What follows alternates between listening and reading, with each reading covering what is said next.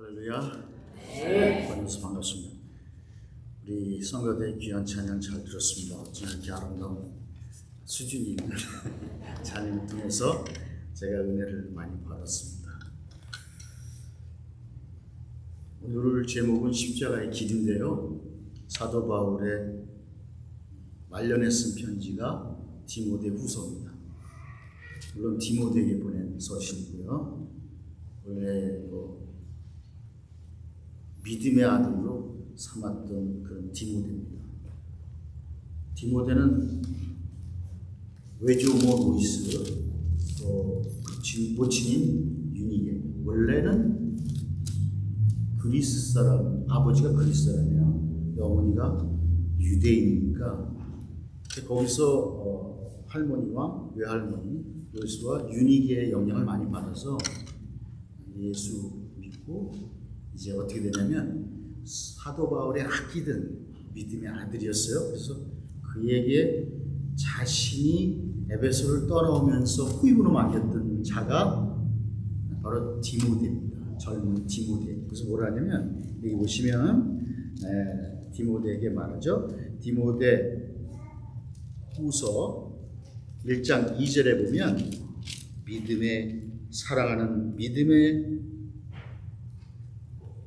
사랑하는 아들 디모데에게 편지한다 라고 말합니다. 디모데후서는 말년에 쓴 것처럼 이제 얼마 있으면은 자신이 죽을 거라고 해서 사람은 죽을 때가 되면 알아요. 내가 이제 불림을 받을 때가 된다. 그 전까지는 자택연금, 로마에서 자택연금을 받았기 때문에 어느 정도 자유를 누리면서 이 말씀도 전하고 또 전도도 할 수 있는 그런 기회가 있었는데 이제 좀 상황이 약해져가지고 로마 감옥에 갇혀 사슬에 매여 있는 몸이 되었어요. 그래서 이제 어느 정도 인식을 한 거죠. 이제 내가 네로의 칼날에 죽을 때가 됐다. 그때의 절박한 심정으로 디모데에게 이 서신을 기록하고 있습니다. 근데 보니까 여러분 전임자가 너무 잘해버리면 그 후임자가 목회하기가 상당히 힘들잖아요. 그죠? 이제 그런 상황이 전개가 된 것 같아요. 여기 보시면 에베소 교회를 개척했던 사람이 사도 바울이잖아요. 또 사도 바울은 여러분 아시다시피 인격으로 보나 뭐 부족함이 없잖아요. 물론 디모데도 그렇겠지만 벌써 나이부터가 아들뻘이에요. 그래서 뭐라 그러냐면 디모데전서 4장 12절 한번 찾아주세요. 디모데전서 4장 12절. 우리 같이 한번 읽어볼까요? 4장 12절. 디모데전서 4장 12절. 누구든지 내 연소함을 업신여기지 못하게 하고 오직 말과 행실과 사랑과 믿음과 정절이 있어서 믿는 자에게 본이 되어. 보통 또 한국 사람들은 나이를 많이 따지죠. 그래서 나이도 좀 어려 보이고 그 경험이 없으면 이 사람 무시하고 반말도 하고 이러잖아요. 그래서 아마 디모데도 그런 것 같아요. 워낙 전임자가 잘해놓으니까 후임자가 너무 어리거든요. 경험 면에서도. 그러다 보니까 뭐 업신여기기도 하고 그런 것 같아요. 그거를 이 사도 바울이 알고 내 연소함을 업신여기지 못하게 하고 말과 행실과 사랑과 믿음과 정절이 있어서 믿는 자에게 본이 되라. 이 얘기 그러고 나서 뭐냐면 전심전력하라. 그거밖에 답이 없다는 거예요. 뭐라고 얘기하겠어요? 지금 사도 바울도 갇혀서 같이 코치해 줄 수 있는 형편도 아니고 편지로만 주고받는 형편에서 사도 바울은 그렇게 얘기하는 거예요. 다른 방법 없어. 어려움 처하면 전심전력해. 그거야 라고 말하고 있습니다.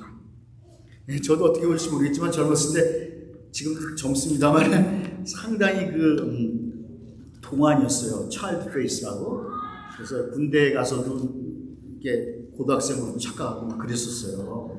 그래서 이렇게 사람들 만나면 좀 노숙하게 보이는 게 내 소원이었어요. 그래서 머리도 진짜 좀 노숙하게 보이느라고. 나이 먹는 게 그렇게 소원이었어요. 그 당시에는 뭐 아직 철이 없으니까 그랬겠죠. 지금은 좀 더 젊어 보이길 원하겠지만 어쨌든 그런 상태에 한국 사람들 특별히 나이 많이 따져. 그래서 이렇게 딱 보면 자기보다 나이도 좀 어리다 그러면은 말부터 까져.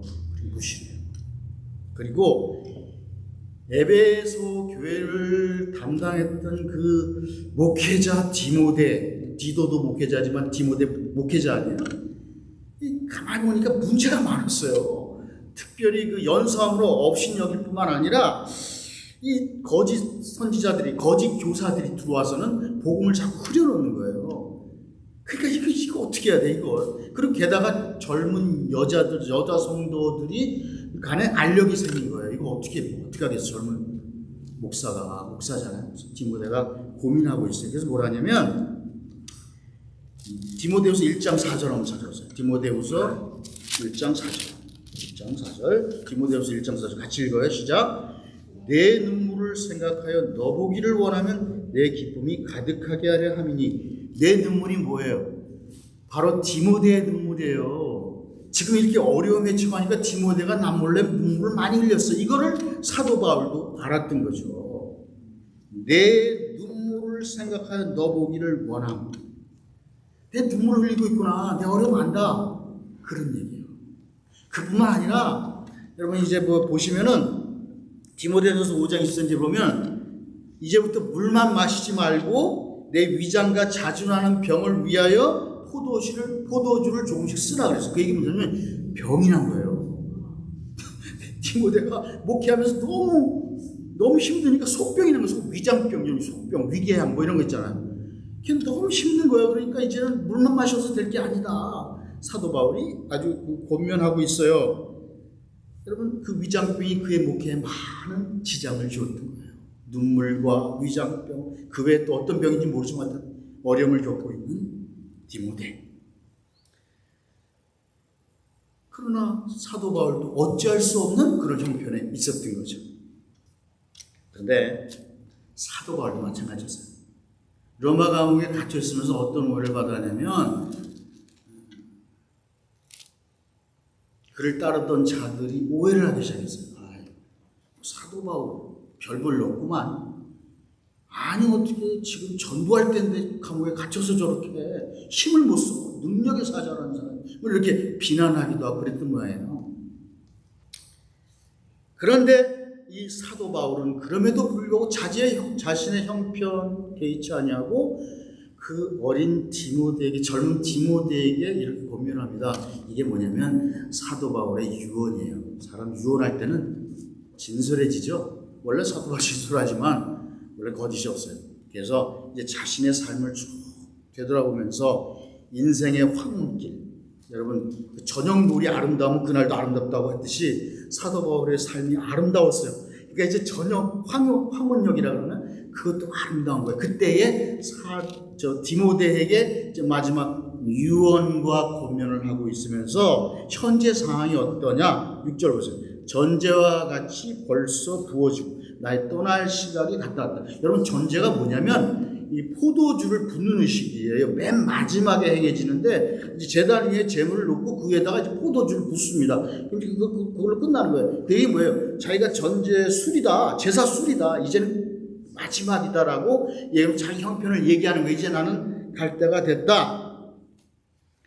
여기 자기의 순교를 의미하고 있어요. 목이 잘리죠. 사도 바울은 자신의 죽음이 임박함을 감지하고 그 사랑하는 아들 디모데에게 마지막 하는 권면이자 유언이라고 할 수 있습니다. 나의 떠날 시간이 가까웠더라. 여러분 여기 보면 로마 감옥에 수감되어 있을 때 그가 떠날 시각이 가까웠다라고 얘기해요. 이게 우리는 그냥 읽을 때 그냥 그러려니 하지만 굉장히 좀 간절한 편지예요. 떠날 시간이 가까웠대요. 떠난다는 말은 뭐냐면 원래 줄을 푼다는 얘기예요. 여러분 몽골 고원 같은 데 천막 같은 데 보면 이제 그 초원에 양들이 다 풀을 뜯어먹고 나면 옮기잖아요. 그러면 거기다 기둥 같은 거 빼고 그다음에 나무 기둥 빼고 그다음에 뭡니까?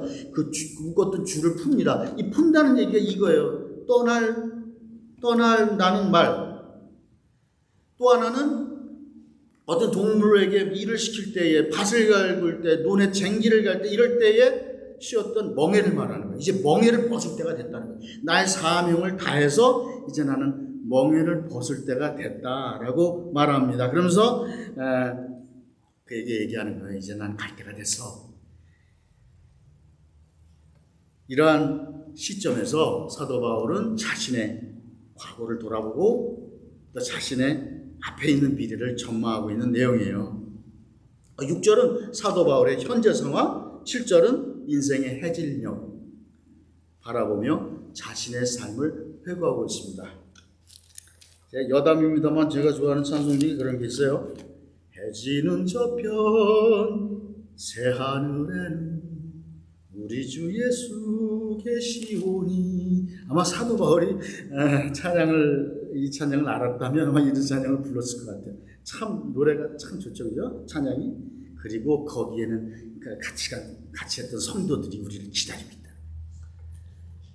이게 보면 죽음이 참 공평해요. 여러분 억울한 거 있으시죠? 어떤 사람이 정말 미워, 너무 나를 해롭게 했어, 너무 가슴 아프게 했어. 그럴 때 우리가 이 죽음을 생각하면요 공평해요.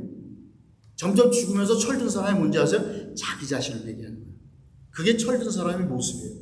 나이가 점점 들어가면서 저도 좀 철이 들으려 그런 것 같은데 보면 내가 그때 왜 그랬지? 부끄러움과 후회, 그다음 회개하게 됩니다.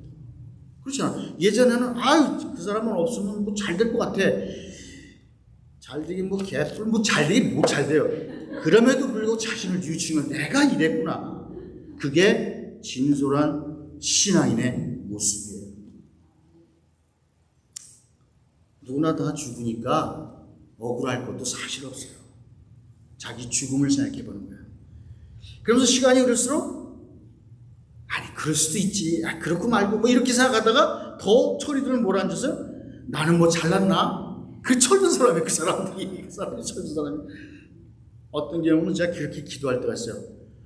주님 저 부르실 때요 자손들 앞에서 사람들 앞에서 헛소리 하지 않게 해주세요. 물론 뭐 치매 걸린 사람들은 병 때문에 어쩔 수 없지만 남 괴롭게 중국 영화 나오잖아요. 아들아 내 원수를 갚아다오 이렇게 얘기하다 죽으면 얼마나 허무해요. 그렇죠? 뭐 사실 원수를 갚아다오가 아니라 지가 원수인데 그래서 이렇게 다 이해하고 가는 거예요. 그래서 내가 저 책에 보니까 어떤 그 유산 상속에 대한 변호사가 쓴 글인데 그런 얘기를 해요. 사람이 죽을 때가 되면 3가지 말을 꼭 남겨야 되는데 첫째는 뭐냐면 용서해 주세요. 2번째 말은 나도 용서하죠. 저도 용서할게요. 그 2번째 말. 마지막에는 감사합니다. 그거만 하면 그 3가지가 가장 키포인트래. 유산상속 하시는 그 변호사님이 그런 얘기를 들었다고 합니다. 많은 사람들 앞에 회개할 것밖에 없어요, 사실. 누굴 탓하겠어요? 그게 철이 드는 거예요. 저와 여러분의 인생의 해질녘은 언제입니까? 그때가 언제일까는 중요한 게 아니에요. 그건 하나님이 정하신 일이니까. 그런데 아름답게 마무리하고 싶은 소원이 저와 여러분이 모두에게 있습니다. 그래서 오늘 제목을 잘 죽기 원합니다. 그렇게 정했었어요. 근데 박장수 목사님이 너무 튀는 걸 하지 말라고 그러신 것 같아. 그래서 십자가의 길이라고 했는데 오늘 본문을 통해서 보면 십자가의 길이 어떤 길인가를 사도 바울은 우리에게 가르쳐주고 있어요. 여러분 인생은 남보다 더 많이 사는 게 중요한 게 아니에요. 많이 버는 것도 중요한 게 아니에요. 돈을 사랑하지 말라 그랬어요. 돈을 일만하게 근원일 뿐만 아니라 있는 바를 족한 줄로 알라 그랬어요. 친히 말씀하시기를 하나님이 내가 너를 결코 버리지 아니하고 떠나지 않겠대요. 그 약속 하나면 되는 거예요. 믿습니까? 그게 제일 중요한 거예요. 돈 많이 버는 거, 오래 사는 거, 남보다 더 많이 가져가는 거, 죽을 때 되면 가져갈 수도 없어요. 아버지 약속, 내가 너를 결코 버리지 아니하고 내가 너를 떠나지 않는다. 그 약속 하나만 있으면 되는 겁니다. 이어서 뭐라 그래요? 나의 달려갈 길을 마치고. 이 달려갈 길은 뭐냐면 헬라어의 마라톤 경기에 비유한 말씀인데 경주 코스를 말해요. 달려갈 길이라는 것은 인생에서 우리 달려갈 코스가 있다는 거예요. 누구나 우리 믿는 사람 달려갈 코스가 있는데 그 코스에서 벗어나서 남의 출애굽에 뛰는 건 반칙이라. 그러니까 그 얘기 무슨 말이냐면 인생의 경주에 있어서 자기의 온 출애굽을 끝까지 뛰는 게 승리자라는 거예요. 처음 들어오느냐 늦게 오느냐 이렇게 중요한 거는 하나님이 정해신 자신의 출애굽을 묵묵히 걸어가면서 뛰어가면서 나중에 결승전에 통과하는 사람이 인생의 승리자라는 거예요. 나고자 하는 그 출애굽에서 벗어나는 사람이 나고자 하는 거예요. 여기 바울 자신에게 맡겨진 사명을 이제 마쳤다. 그리고 경주에서 승리하는 것은 포기하지 않고 끝까지 달렸다는 것을 의미하는 거예요. 그래서 여러분, 인내는 일종의 능력이에요. 누가 능력이 있다 없다 그러잖아. 그거는 인내가 하느냐 못하느냐에 달려있는 거예요. 인내는 능력은 인내. 그렇습니까? 그래서 히브리서 12장 1절에도 기억 말씀했죠. 인내로서 우리 앞에 당한 경주, 출애굽을 경주하며 믿음의 주요 온전케 하신 이를 바라보자 말이야. 예수님이 어떤 분이셨냐? 십자가에서 그의 모든 제자들도 떠나고 비난받을 때 엘리 라마 사막단이 하나님께 울부짖었을 때조차도 하나님께서는 그 예수 그리스도를 통해서 우리를 구원받기 위해서 잠시 침묵하셨던 그것을 기억해 보라는 거예요. 믿음의 경주할 때에 믿음의 주요 온전케 하신 이 예수만 바라보는 것밖에 없다. 그걸 믿음 하는데요. 그거는 무슨 말이냐? 꼭 자기가 믿음 있는 것 같이 느껴져요. 근데 사실은 믿음도 선물이에요. 하나님 주신 거예요. 그걸 믿고 우리가 생각하는 거예요. 남이 빨리 뛰는 것도 중요한 게 아니고 신앙 여정에 달리는 경기는 자신에게 주어진 곳을 완주하는 거다. 여러분 기억하실 수 있기를 바랍니다. 사도 바울도 인생의 경주에 있어서 남을 앞지르는 게 목적이 아니었어요. 결승선을 통과하는 거였어요. 근데 이제 결승선을 통과하고 있다는 거예요. 믿음을 지켰다. 세 번째, 믿음을 지켰다. 이게 또 중요해요. 여러분, 이 의미가 무슨 말이냐면 청지기로서 여러 가지 악조건 속에서도 그리스도에 대한 신뢰를 버리지 않았다는 신뢰성, 그죠? 신뢰한다. 그리스도에 대한 신뢰, 바울의 죽으심과 그리스도의 부활과 죽으심과 부활에 대한 확신, 그리스도에 대한 신앙을 포기하지 않았다. 신뢰할 수 있는 사람을 하나님은 오늘도 찾으십니다. 고대 그리스 경기 중에 하나가 있는데 그 중에 선수에게 횃불을 들고 뛰게 하는 게 있대요. 근데 그거는 누가 결승전에 먼저 오는 거가 아닌 결승전까지 누가 횃불을 꺼트리지 않고 왔느냐가 승리자가 되는 거래요. 여러분, 우리 인생도 마찬가지예요. 목적은 누가 많이 벌었냐, 누가 뭐 더 성공했냐가 아니라 세상은 그게 기준이 될지 모르지만 하나님은 신뢰할 수 있는 끝까지 완주하는 사람을 찾으시는 줄 믿습니다. 빨리 뛰는 거 중요하지 않다 그랬어요. 믿음을 지키는 거예요. 여러분 보세요. 코로나로 인해서 지금 얼마나 교회가 어려움 받고 있어요. 여러분 기억하시잖아요. 젊은이들도 많이 이 교회 집에서 유명한 목사님 인터넷으로 뭐 예배 드린다고 하는데 무슨 내가 또 이런 말씀드려서 죄송한데 개뿔 무슨 예배는 무슨 예배예요. 교회를 떠난 거예요. 이렇게 어려운 시기.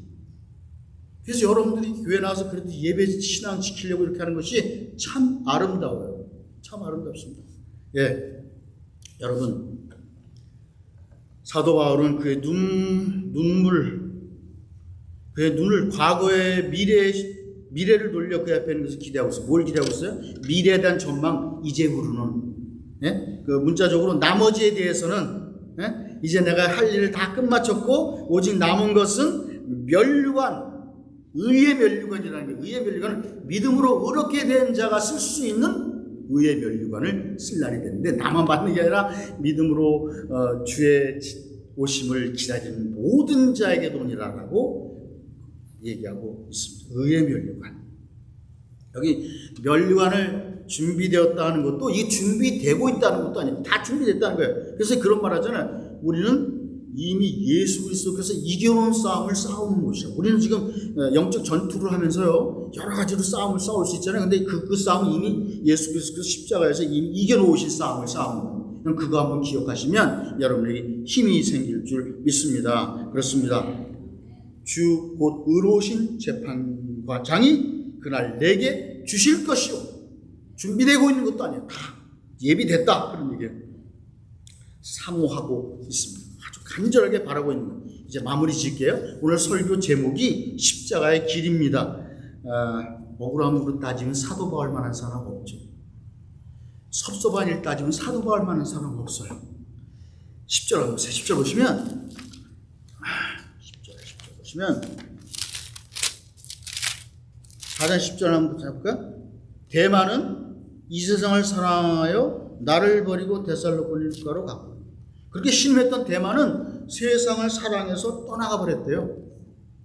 그리스계는 갈라디아로, 디도는 달마디아로. 여러분 이분들은 물론 사역하러 떠났지만 어쨌든 보고 싶었던 거예요. 그런데 이 십자가의 길이라는 게 홀로 걷는 것 같지만 사실 그렇지 않아요. 같이 옆에 있는 동행한 자들이 있고요. 뿐만 아니라 우리 예수 그리스도께서 우리와 함께 동행해 주신다는 것을 믿으시기 바랍니다. 그러니까 자꾸 지쳐가지고 막 한탄하고 그럴 거 없어요. 우리 주님이 옆에 동행하시지, 우리 옆에 동행하셔. 때로는 내가 지치고 낙심돼서 주저앉아 버릴 때 하나님 나를 얻고 가셔. 이런 믿음이 우리에게 있어야 할 줄 믿습니다. 혼자 걷는 것 같지만 천만의 말입니다. 주님이 함께 하시는, 다 떠나고 실망한 것 같지만 그래도 누가 있다 그랬어요. 그 다음에 의사 누가가 감옥에 같이 있대요. 감옥 옆에서 시중하면서 실제로 감옥에 들어가서 그를 돕고 병을 이렇게 돌보고 그랬던 사람 누가가 있었던 거예요. 여러분 기억하세요? 다 떠난 것 같지만은 그래도 달랑달랑 남아있는 게 뭐예요? 그게 소망이에요. 그게 바로 십자가의 길에서 주시는 하나님의 은혜예요. 하나님께서는 우리 예수 그리스도께서 우리를 동행해 주시고 우리 믿는 형제들에게 서로 힘을 주시고 붙들어 주시는 줄 믿습니다. 그리고 나서 또 사실 살아있을 때 원수 지고 이러는 거죠. 죽을 때가 되면 뭐 그런 거 다 필요 없어요. 여기 보시면 누굴 데리고 오라 그래요? 누가만 같이 있지만 또 후반절에 내가 올 때 마가를 데리고 오래요. 그는 나의 미니스트리에 유익하니라. 꼭 필요하다는 거예요. 여러분 마가 아시잖아요. 마가 요한이 어땠어요? 밤빌라에서 바나바와 바울 버리고 너무 힘드니까 부잣집 자식이었어요. 그러니까 고생할 줄 몰라. 그래가지고는 훌쩍 그냥 예루살렘으로 돌아와 버렸어요. 이제 여러분 아시다시피 바나바는 마가 요한은 바나바의 생질이잖아요. 그러니까 또 이제 마가가 와서 용서해달라 그러니까 용서해 준 것 같아. 근데 이제 2차 여행을 떠나게 되는데 같이 갈 그 마가 요한 대신 데려갈 사람이 없으니까 고심을 했던 것 같아요. 그래서 이렇게 하다가 그래도 바나바는 마가를 용서해주고 떠나자고 그래요. 근데 사도 바울은 그 당시에 좀 화가 덜 풀렸던 것 같아서 안 된다고 단히 거절하죠. 그래서 심한 언쟁이 붙었어요. 이 보통 언쟁이 아니에요. 아주 크게 문제가 생겼어요. 그래서 누가 돼요? 우리 바울은 누구를 데리고? 신라를 데리고 떠나고 바나바는 누구를 데리고 떠나고?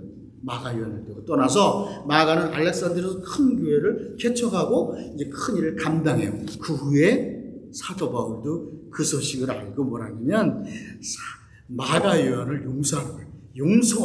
용서가 아니라 꼭 필요하다는 거예요. 그게 꼭 필요해.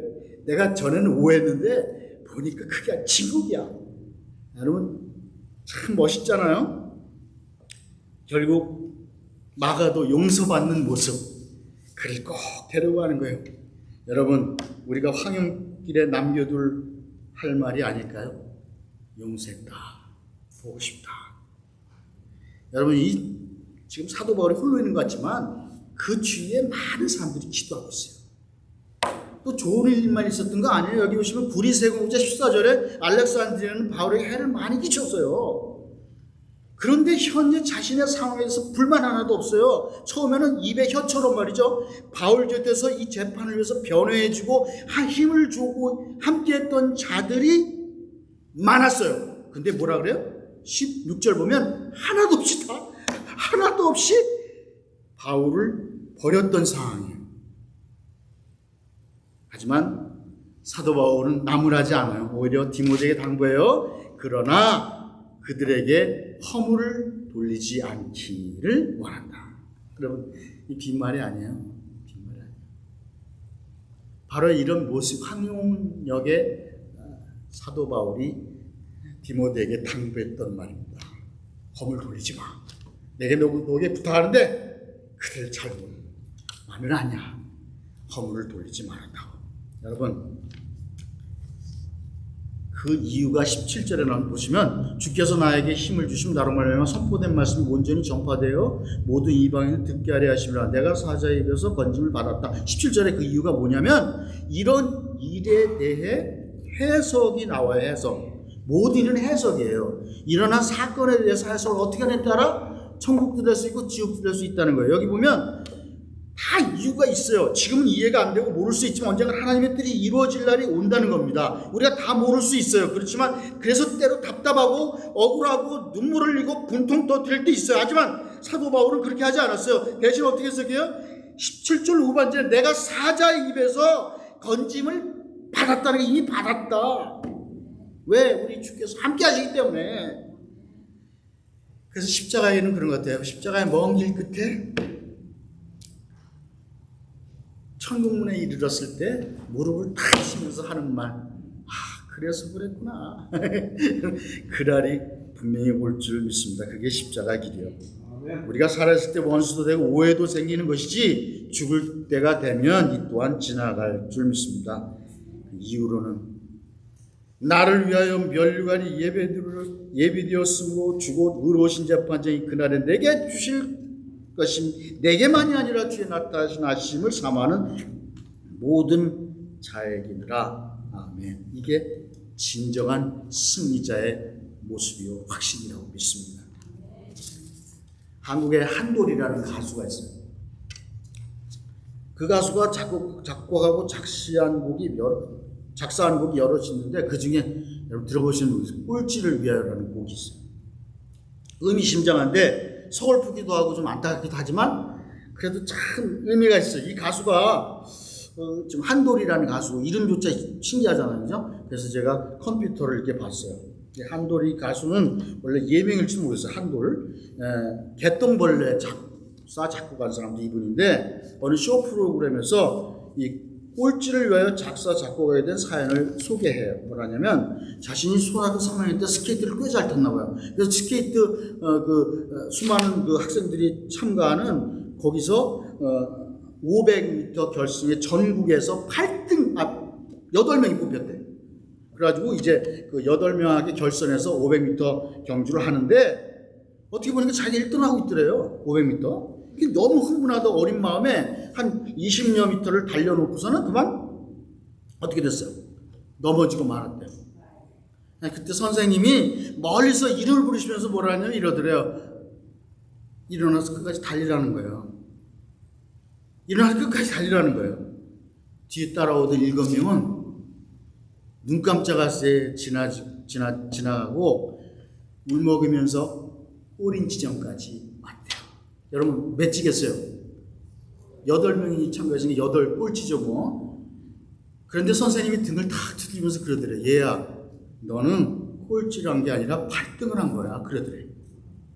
그걸 그렇게 이야기하셨는데 그때 그게 무슨 말인지 몰랐대. 억울하기만 분하기만 했지. 그런데 자기 자신이 자기가 지금 무명 가수고 별로 뭐 인기도 없지만은 그래도 가수 일을 계속하는 걸 보면 그때 선생님의 말씀 덕분이 아니었는가 생각을 했대요. 그래서 제가 꼴찌를 위해서라는 그 노래를 지었다고 하면서 그 가사가 너무 마음에 와닿았어요. 제가 이게 바로 사도 바울의 심정을 담고 있다고 생각했기 때문에 제가 예전에 좀 많이 불러서 곡을 제대로 읽는지 모르겠지만 어쨌든 이렇게 시작됩니다.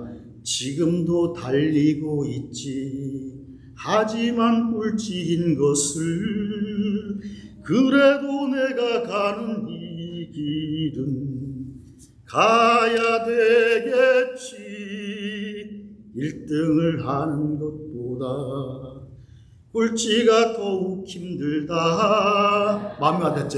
꼴찌들이 나무나 하는 거 아니야? 바쁘게 달려가는 친구들아 손잡고 같이 가보자.